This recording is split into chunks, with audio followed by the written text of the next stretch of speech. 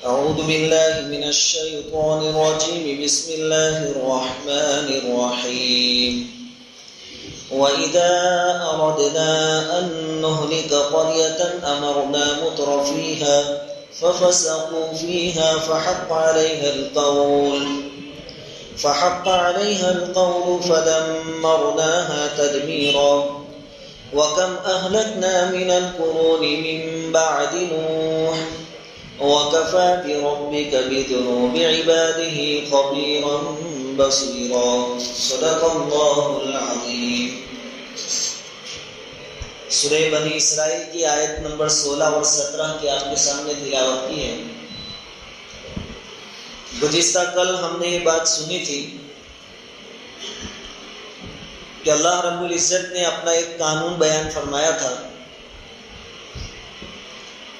کہ اللہ تبارک و تعالیٰ کسی قوم کو اس وقت تک ہلاک نہیں کرتے ہیں، ختم نہیں کرتے ہیں جب تک کہ اس قوم کے اندر اپنے نبی اور رسول کو نہ بھیج دیں۔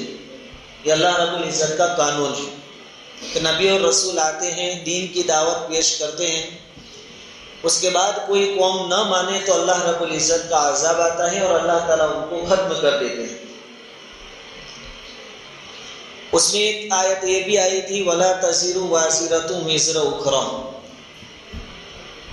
کہ کوئی بوجھ اٹھانے والا قیامت کے دن دوسرے کسی کا بوجھ نہیں اٹھائے گا، یعنی ایک کے گناہ کا بوجھ دوسرے پر نہیں ڈالا جائے گا۔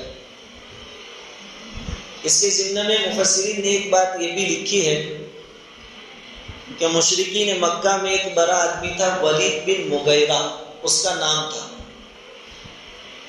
وہ لوگوں سے یوں کہا کرتا تھا کہ تم گناہ کرو، گھبراؤ مت، شرک کرو، کفر کرو، بتوں کی پوجا کرو، یہ محمد جس عذاب سے آپ کو ڈرا رہے ہیں، یعنی آخرت میں تم کو عذاب ہوگا وغیرہ ہوگا، جو آپ سے کہہ رہے ہیں اس سے ڈرو مت، اگر ایسا کوئی عذاب ہوگا بھی تو میں وہ تمہارا برداشت کر لوں گا، تمہارا عذاب میں اپنے سر پہ لے لوں گا، تم گھبراؤ مت، تم شرک کرو۔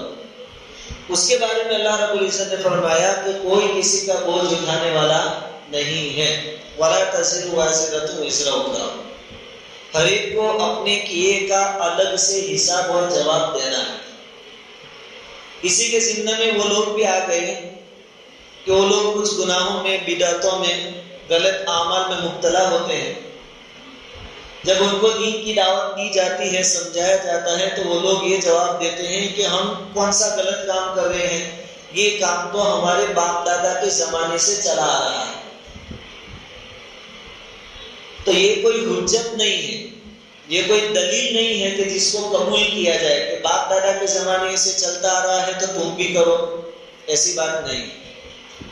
قرآن نے اس کو بھی بہت سی جگہوں پر بیان فرمایا، قَالَ أَوَلَوْ كَانَ آبَاؤُهُمْ لَا يَعْقِلُونَ شَيْئًا وَهُمْ لَا يَهْتَدُونَ، کہ تم باپ دادا کا نام لے رہے ہو، تم جانتے نہیں کہ تمہارے باپ دادا جو بتوں کی پوجا کرتے تھے، جو ایمان نہیں رکھتے تھے، وہ تو بیوقوف قسم کے لوگ تھے، وہ تو گمراہ تھے، اب تم ان کے راستے پر چل رہے ہو اور دلیل میں یہ بات بیان کر رہے ہو کہ ہمارے باپ دادا چلتے تھے تو ہم بھی چل رہے ہیں۔ تو یہ بہانہ پیش کر کے تم چھوٹنے والے نہیں ہو، تم گناہ کرتے ہو، شرک کرتے ہو تو اس کا عذاب تم کو ہو کر رہے گا۔ اور ایک اور رسول اللہ رب العزت نے بیان فرمایا وَمَا كُنَّا مُعَذِّبِينَ حَتَّىٰ نَبْعَثَ رَسُولًا، جس کے بارے میں نے آپ کو بتا دیا کہ جب تک کسی بستی میں رسول نہ بھیج دیا جائے، یا رسول کے نائب جیسے اللہ والے ہوتے ہیں، دین کی دعوت دینے والے ہوتے ہیں، یعنی دین کی دعوت جب تک پوری طرح نہ پہنچ جائے اس بستی پر اللہ کی طرف سے عذاب نہیں آتا ہے۔ اب عذاب کیسے کام کرتا ہے، اس کی شروعات کیسے ہوتی ہے، سسٹم کیا ہوتا ہے، وہ آگے کی آیت میں اللہ تعالیٰ فرماتے ہیں وَإِذَا أَرَدْنَا أَن نُّهْلِكَ قَرْيَةً أَمَرْنَا مُتْرَفِيهَا فَفَسَقُوا فِيهَا فَحَقَّ عَلَيْهَا الْقَوْلُ فَدَمَّرْنَاهَا تَدْمِيرًا۔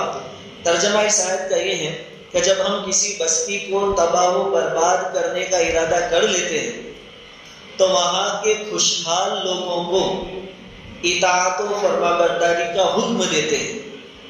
فَفَسَقُوا فِيهَا، پھر جب وہ اس میں نافرمانی کرنے لگتے ہیں، فَحَقَّ عَلَيْهَا الْقَوْلُ، تو ان پر حجت تام ہو جاتی ہے، فَدَمَّرْنَاهَا تَدْمِيرًا، پھر ہم ان کو تباہ و برباد کر کے رکھ دیتے ہیں۔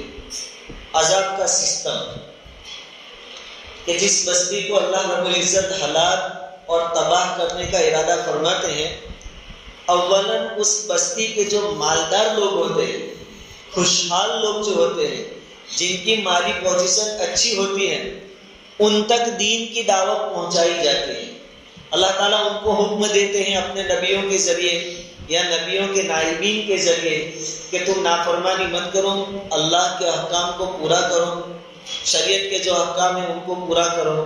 جب یہ دعوت پہنچ جاتی ہے، اس کے بعد وہ لوگ نافرمانی پر اتر آتے ہیں۔ فَدَمَّرْنَاهَا تَدْمِيرًا، جب سمجھا دیا اس کے باوجود انہوں نے عمل نہیں کیا، تب ان پر حجت تام ہو گئی، اب ان کے پاس کوئی بہانہ بچا نہیں۔ فَدَمَّرْنَاهَا تَدْمِيرًا، پھر اللہ رب العزت فرماتے ہیں کہ ہم ان کو جڑ سے اکھاڑ کر پھینک دیتے ہیں۔ تو مین جو لوگ ہوتے ہیں، خوشحال اور مالدار لوگ، ان کے پاس پہلے دین کی دعوت پہنچا دی جاتی ہے۔ اس آیت میں لفظ ہے امرنا مترفیہ، مترف یعنی مالدار لوگ، خوشحال لوگ، اس میں امرنا۔ اس لفظ میں دوسری قرات بھی ہے، بعضوں نے اس کو امرنا بھی پڑھا ہے۔ اگر امرنا پڑھیں گے تو ترجمہ بدل جائے گا، اس وقت پھر ترجمہ یہ ہوگا کہ خوشحال اور مالدار قسم کے لوگوں کو ہم اس بستی میں حاکم بنا دیتے ہیں، اس بستی کے چودھری بنا دیتے ہیں، نیتا بنا دیتے ہیں۔ پھر وہ لوگ نیتا گیری کا غلط فائدہ اٹھاتے ہوئے، اپنی چودراہیت کا غلط فائدہ اٹھاتے ہوئے فسق و فجور میں مبتلا ہو جاتے ہیں، اللہ کی علل اعلان کھلم کھلا نافرمانی میں مبتلا ہو جاتے ہیں۔ اس کے بعد اللہ رب العزت کا عذاب ان پر اترتا ہے۔ یہ دوسری قرات امرنا، یعنی ایسے مالداروں کو ہم حاکم بنا دیتے ہیں، پھر وہ سرکشی کرتے ہیں اور پھر اس بستی پر عذاب اللہ رب العزت کا اترتا ہے۔ تیسری قرات ہے آمرنا فیہا، اس لفظ کو آمرنا بھی پڑھا گیا ہے۔ اس کا مطلب یہ ہے کہ اس بستی میں مالداروں کی تعداد ہم بڑھا دیتے ہیں۔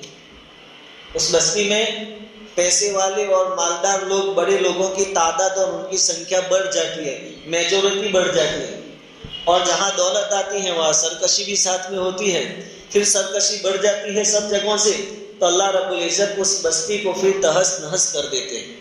اس طریقے سے تین معنی اس آیت کے مفسرین نے بیان فرمائے ہیں۔ یا تو مالداروں کو اللہ حاکم بنا دیتا ہے، وہ نافرمانی کرتے ہیں تو اللہ عذاب بھیج دیتا ہے، یا مالداروں کی تعداد اللہ رب العزت بڑھا دیتا ہے، وہ نافرمانی جب بڑھ جاتی ہے تو اللہ رب العزت ان کو تباہ و برباد کر دیتے ہیں، یا پھر مالداروں کو دین کی دعوت دی جاتی ہے، پھر وہ نہیں مانتے تو پھر اللہ رب العزت کا عذاب آتا ہے۔ اب ایک سوال یہ ہے کہ اس میں مالدار لوگوں کا ہی ذکر کیوں کیا گیا؟ کیونکہ جب عذاب آتا ہے تو مالدار غریب، امیر غریب سب کو تباہ کر دیتا ہے، تو آیت میں صرف مالداروں کا ذکر کیوں ہے؟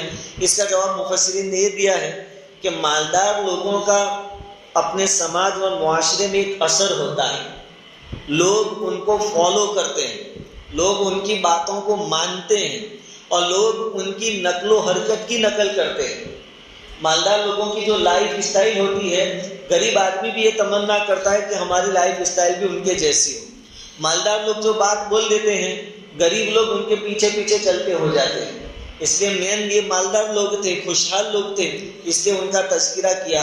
تو اس سے ہمیں فکر لینی چاہیے کہ اگر ہماری بستی میں، ہماری قوموں میں مالدار طبقے میں بگاڑ آتا ہے دینی اعتبار سے، تو جہاں وہ ڈوبیں گے، یعنی جہاں اللہ کی پکڑ ان پر آئے گی، ان کے پیچھے پیچھے چلنے والے جو غریب قسم کے لوگ ہیں ان کی بھی پکڑ ہو جائے گی۔ اس لیے جن کو اللہ رب العزت نے بات و دولت سے نوازا ہو، ان کو اپنے بارے میں بہت سوچنا چاہیے، فکر مند رہنا چاہیے کہ اللہ کی دی ہوئی نعمتوں کی ناقدری نہ ہو، اور کہیں ایسا نہ ہو کہ ہم خود بھی ناقدری کر کے عذاب کے مستحق بن جائیں تو ہم بھی ڈوب جائیں عذاب میں، اور ہمارے پیچھے ہمیں جتنے فالو کرنے والے ہوں ان تمام کی ہلاکت کا ذریعہ اور سبب بھی ہم بن جائیں۔ اس لیے اپنے آپ کو بہت سدھار کر رکھنا چاہیے۔ اللہ رب العزت آگے فرماتے ہیں وَكَمْ أَهْلَكْنَا مِنَ الْقُرُونِ مِنْ بَعْدِ نُوحٍ، کہ ہر چیز کا ایک سیمپل چاہیے، نمونہ چاہیے۔ اللہ نے بیان تو فرما دیا کہ ہم ہلاک کر دیتے ہیں، تو دیکھو اس کی مثالیں اور اس کے سیمپل آگے موجود ہیں۔ ہم نے نوح علیہ السلام کے بعد کئی ساری بستیوں کو ہلاک کر دیا، کئی ساری قوموں کو ہم نے اکھاڑ کر پھینک دیا۔ وَكَفَىٰ بِرَبِّكَ بِذُنُوبِ عِبَادِهِ خَبِيرًا بَصِيرًا، اور آپ کا پروردگار اپنے بندوں کے گناہوں سے باخبر ہے، جانتا ہے کہ کون کون سے گناہ کر رہے ہیں۔ بصیرہ، اور دیکھتا بھی ہے، یعنی ظاہر کو بھی دیکھتا ہے اور جانتا ہے، اور بندوں کے باطن کو بھی دیکھتا اور جانتا ہے۔ یہ آیت دراصل مشرکین مکہ کو ڈرانے کے لیے ہے، اور ان کے واسطے سے ہمارے لیے بھی عبرت اور سبق ہے۔ اللہ تعالیٰ مشرکین مکہ سے کہہ رہے ہیں کہ میرا نبی تمہارے تک آ گیا، میرا قرآن تم تک پہنچ گیا، اس کے باوجود اگر آپ نہیں مانو گے نبی کو اور مجھے اور آخرت کو، تو تم سے پہلے بہت سارے لوگ دنیا میں آئے اور تم سے زیادہ طاقت والے آئے، اللہ رب العزت نے بہت سو کو ہلاک کر دیا۔ وَكَمْ أَهْلَكْنَا مِنَ الْقُرُونِ مِنْ بَعْدِ نُوح، نوح علیہ السلام کے بعد بہت ساری بستیوں کو ہم نے ویران کر دیا، اجاڑ دیا، عذاب کے ذریعے ختم کر دیا۔ اب یہاں پہلا سوال تو یہ کہ نوح علیہ السلام کے بعد کا کیوں کہا، آدم علیہ السلام سے لے کر کیوں نہیں کہا کہ ہم نے آدم علیہ السلام سے لے کر آج تک بہت سو کو ہلاک کر دیا؟ نوح کے بعد کیوں کہا؟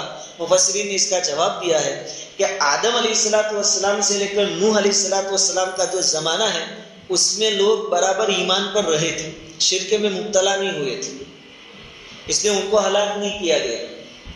نوح علیہ السلام کا زمانہ جب آیا وہاں تک پھر لوگ شرک میں مبتلا ہو گئے، تو اللہ رب العزت نے نوح علیہ السلام کی قوم پر سیلاب کا اور طوفان کا عذاب بھیجا اور سب کو ہلاک کر دیا۔ اس لیے نوح علیہ السلام سے ذکر کیا، اور نوح علیہ السلام کے بعد والی اکثر قومیں ہلاک کی گئی، جیسے قوم سمود ہے، قوم عاد ہے، قوم لوط ہے، قوم مدین یعنی شعیب علیہ السلام کی قوم ہے۔ بہت سارے نمونے اللہ رب العزت بیان فرماتے ہیں کہ وہ موجود ہے، آپ کو ان سے عبرت حاصل کرنی چاہیے۔ مشرکین مکہ سے کہہ رہے ہیں کہ تم سے اچھے خاصوں کو، قوم سمود، قوم ہود جس کو عاد کہا جاتا ہے، یہ لوگ جسموں میں بھی بہت اونچے تھے، ہائٹ ان کی بہت اونچی ہوا کرتے تھے اور بہت طاقتور ہوتے تھے۔ قوم عاد، اللہ رب العزت نے اتنی طاقت دی تھی کہ وہ ناخنوں کے ذریعے پہاڑوں کو تراش کر اس میں مکانات بناتے تھے، پہاڑوں کے اندر، اور اس میں رہتے تھے اور عجیب کاریگری کرتے تھے، بڑے طاقتور اور بڑے لمبے درنگے۔ ہماری ہائٹ تو ان کے سامنے کچھ بھی نہیں، لیکن انہوں نے بھی جب نافرمانی کی، اللہ کی نعمتوں کی ناشکری کی، تو اللہ تعالیٰ نے ان کی طرف بھی نبی بھیجے ان کو سمجھانے کے لیے۔ ایک مدت تک نبی اپنی قوم کو سمجھاتے رہے، پھر جب ان کی سرکشی حد سے آگے بڑھ گئی اور انہوں نے نہیں مانا نبی کی بات کو، تو اللہ رب العزت نے جیسی مخلوق ویسا عذاب، ایک ہوا چلائی، تیز و تند ہوا۔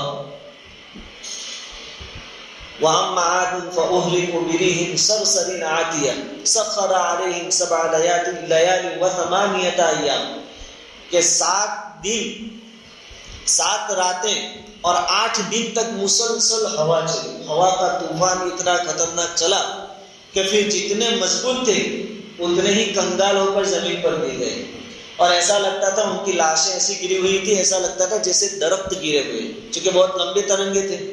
اللہ نے ان کو بھی ہلاک کر دیا۔ قوم سمود، حضرت صالح علیہ السلام کی قوم، اللہ تعالیٰ نے ان کے پاس حضرت صالح علیہ السلام کو بھیجے، انہوں نے دین کی دعوت دی، ایک لمبی مدت تک سمجھاتے رہے لیکن وہ سمجھے نہیں۔ پھر کیا کہا کہ صالح علیہ السلام سے، اپنے نبی سے کہہ رہے ہیں کہ صالح، یہ روز اٹھ کے تم صبح شام کہتے ہو کہ عذاب آئے گا، عذاب آئے گا، عذاب آئے گا، لے کے آنے عذاب، ذرا ہم بھی تو دیکھ لیں۔ انسان کی عقل جب مار دی جاتی ہے تو ایسے مطالبے کرتا ہے۔ پہلے تو انہوں نے نشانی مانگی کہ پہلی بات ہے کہ ہم تجھے نبی نہیں مانتے۔ صالح علیہ السلام سے کہہ رہے ہیں اگر تم نبی ہو تو ہماری ڈیمانڈ پوری کرو، ہم نشانی مانگتے ہیں، وہ لا کر بتاؤ۔ صالح علیہ السلام نے پوچھا تو کون سی نشانی چاہیے؟ تو انہوں نے کہا کہ یہ جو پہاڑ نظر آتا ہے اس میں سے اونٹنی نکال کر بتاؤ، پہاڑ میں سے، اور وہ اونٹنی بھی کیسی؟ گابن، یعنی اس کے پیٹ میں بچہ ہو، ایسی اونٹنی نکال کر بتاؤ۔ صالح علیہ السلام نے اللہ رب العزت سے دعا کی، اللہ رب العزت نے اس پہاڑ سے جس میں سے انہوں نے مانگی تھی ان کے سامنے ایک اونٹنی نکال کر، اور بڑی عجیب الخلقت، عجیب مخلوق تھی اونٹنی بھی، کہ جس تالاب اور تالاب اور کنویں کے پاس جا کر پانی پی کی سارا پانی ختم کر دیتی. اب یہ جو صالح علیہ السلام کی قوم تھی ان کی مانگی ہوئی نشانی آ گئی لیکن ان کے لیے پریشانی بڑھ گئی. ان کے جانوروں کو پینے کے واسطے پانی نہیں مل رہا. اب خود نشانی مانگی تھی, خود مصیبت میں پھنس گئے. پھر یہ طے ہوا کہ ایک دن یہ جو صالح علیہ السلام کی اونٹنی ہے وہ پانی پیے گی, دوسرے کوئی جانور نہیں پئیں گے, اور دوسرے دن دوسرے لوگوں کے جانور پانی پئیں گے, اونٹنی نہیں پیے گی. ایسا طے ہوا. پھر بھی زیادہ دنوں تک وہ اس کو برداشت نہیں کر سکے. حضرت صالح علیہ السلام نے پہلے سے ان کو کہہ دیا تھا کہ یہ اونٹنی اللہ نے نکالی, یہ معجزہ ہے, اللہ کی نشانی ہے, اس سے چھیڑ چھاڑ مت کرنا. اگر اس کے ساتھ چھیڑ چھاڑ کی, اس کو کوئی نقصان پہنچانے کی کوشش کی تو اللہ کا عذاب آئے گا. تو پھر انہوں نے توبہ شرارت کی اور اونٹنی کے پیر کاٹ دیے, اونٹنی کو قتل کر دیا. صالح علیہ السلام بہت ناراض ہوئے اور اپنی قوم کو کہہ دیا کہ 3 دن تک اپنے گھروں میں انتظار کرو, پھر اللہ کا عذاب آئے گا. صالح علیہ السلام کو اللہ نے حکم دیا کہ تم اپنے ماننے والوں کے ساتھ اس بستی سے نکل جاؤ. چنانچہ وہ نکل گئے اور پھر اللہ رب العزت نے عذاب کے ذریعے پوری قوم کو ہلاک کر دیا, ختم کر دیا. اور اللہ تعالیٰ جب کسی قوم کو ہلاک کرتے ہیں تو بالکل جڑ موڑ سے اکھاڑ کر پھینک دیتے ہیں, پھر وہ بستی دوبارہ آباد نہیں ہوتی. ایسا ہی مسئلہ ہوا تھا لوط علیہ السلام کی قوم کے ساتھ. یہ واقعات ہم بارہا سنتے ہیں, لیکن اس لیے سننے بھی ہیں کہ قرآن ہمیشہ کے لیے ہے, تو واقعات بھی ہمیشہ کے لیے ہیں. اس سے واقعات بار بار آئی, لیکن واقعات سننا اصل نہیں ہے, اس سے سبق حاصل کرنا یہ اصل ہے. قرآن نے دوسری جگہ کہا فَاعْتَبِرُوا يَا أُولِي الْأَبْصَارِ, اے عقل مندو ذرا اپنا دماغ دوڑاؤ, نصیحت حاصل کرو. بھئی ایک آدمی راستے میں جا رہا ہے, اس کو کانٹا چوبا جاتے ہوئے, پیر میں کانٹا لگ گیا, تو اس کے پیچھے جو چلنے والا ہے وہ سنبھل جائے گا کہ یہاں سے اس کو کانٹا لگا تھا, تو وہ بالکل دیکھ کر دھیرے دھیرے چلے گا کہ مجھے نہیں لگ جائے. یہ اس نے اس کو دیکھ کر نصیحت حاصل کی. اللہ تعالیٰ ہمیں قرآن میں کئی جگہوں پر دعوت دیتے ہیں کہ اگلی قوموں جو ہلاک ہوئی ہیں ان کے احوال پڑھ کر تم نصیحت حاصل کرو, عبرت حاصل کرو. اس لیے حدیث میں کہا گیا ہے السعید من وعظ لغیرہ, کہ نیکبخت آدمی وہ ہے جو دوسروں سے نصیحت حاصل کرے کہ فلاں کام کرنے سے فلاں قوم تباہ ہو گئی, ہمیں یہ کام نہیں کرنا. آج کے دور میں اس امت کو اس بات کی ضرورت ہے کہ ہماری یہ جو پڑھتی آئی ہے اور یہ ذلت کے ساتھ ہم جو زندگی گزار رہے ہیں, اس کے وجوہات, اس کے ریزن, اس کے کارن تلاش کریں کہ آخر کیا وجہ ہے کہ دنیا پر حکومت کرنے والی قوم آج اتنی بزدل ہو گئی, اتنی ذلیل ہو گئی, اتنا مار کھا رہی ہے. اس کا ریزن کیا ہے, وجہ کیا ہے, اور پھر ہم اس سے عبرت حاصل کر کے اپنے اندر وہ جو برائیاں ہیں جس کی وجہ سے ہمارا حال ہوا ہے, ان برائیوں کو دور کرنے کی کوشش کریں. صاحب روح البیان نے ایک حکایت لکھی ہے, حکایت ہے جانوروں کے بارے میں, لیکن نصیحت حاصل کرنا چاہیے اس عنوان سے ایک حکایت لکھی ہے کہ عقل مند آدمی وہ ہے جو دوسروں کو دیکھ کر سبق حاصل کرے اور انہوں نے جو غلطی کی وہ خود نہ کرے. انہوں نے ایک حکایت لکھی کہ ایک مرتبہ شیر تو جانتے ہیں ٹائیگر, اور بھیڑیا ہماری زبان میں ورو جس کو ہم بولتے ہیں ورو, بھیڑیا 2, اور تیسرے نمبر پر لومڑی جس کو ہم سیار کہتے ہیں. یہ 3 ایک ساتھ جنگل میں شکار کے لیے نکلے. شیر ہے, بھیڑیا ہے اور لومڑی. تینوں نے مل کر 3 جانوروں کا شکار کیا. ایک جنگلی گدھے کا شکار کیا, دوسرے نمبر پر ہرن کا شکار کیا, اور تیسرے نمبر پر خرگوش یعنی سسلا جس کو ہم بولتے ہیں اس کا شکار کیا. شکار کرنے کے بعد تینوں بیٹھے. اب شیر تو جنگل کا بادشاہ سمجھا جاتا ہے, اس نے آرڈر دیا بھیڑیے کو کہ 3 جانوروں کا جو ہم نے شکار کیا ہے اس کی تقسیم کر دو, حصے پار دو اس کے. بھیڑیے نے حصے بنائے. بھیڑیے نے کیا کہا کہ جنگلی گدھا بڑا تندرست ہے تو بادشاہ سلامتی ہے, آپ کھا لیجیے. شیر سے کہا کہ جنگلی گدھا تم کھا لو. ہرن میڈیم سائز کا ہے تو اس کو میں نمٹ لوں گا, میں ہرن کھا لوں گا. اور لومڑی کے مناسب خرگوش ہے سسلا, تو لومڑی خرگوش کھا لے. اب شیر تو جنگل کا بادشاہ تھا, وہ یہ چاہتا تھا کہ سب میں کھا جاؤں, تو اس نے فیصلہ سن کر بھیڑیے کو ایک چاٹا لگایا. اس کی وجہ سے اس کی آنکھ باغ سب باہر آ گیا اور وہ تڑپنے لگا زمین پر بھیڑیا۔ پھر شیر نے لومڑی سے کہا کہ تو تقسیم کر۔ دیکھو سبق حاصل کرنا کس کو کہتے ہیں، وہ اب دھیان سے سنیں۔ لومڑی سے کہا کہ چل تو حصے کر دے اس لیے۔ لومڑی نے سبق نہیں گیا تھا کہ اگر اس میں ہم اپنا حصہ لگائیں گے تو بھیڑیے جیسا حال ہمارا بھی ہوگا۔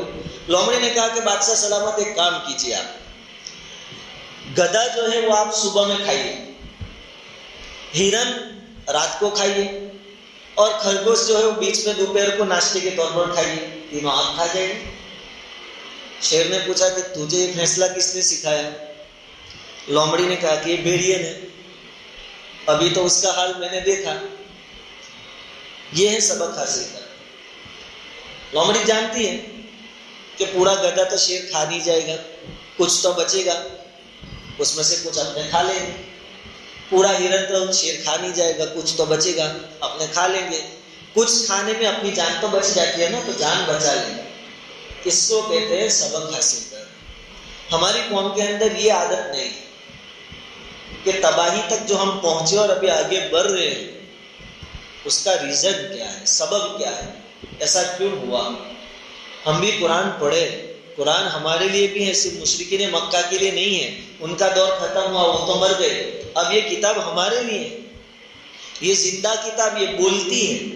آپ اس کو پڑھیے، اس کو سمجھیے، تو آپ کو قوم لوط کا قصہ بھی سنائے گی، سمود کا بھی قصہ سنائے گی، عاد کا بھی آپ کو قصہ سنائے گی، اور اس سے پھر سبق حاصل کیجیے کہ ہمیں کیا نہیں کرنا چاہیے، ہم نے کیا کیا تو اس حال تک پہنچ گئے۔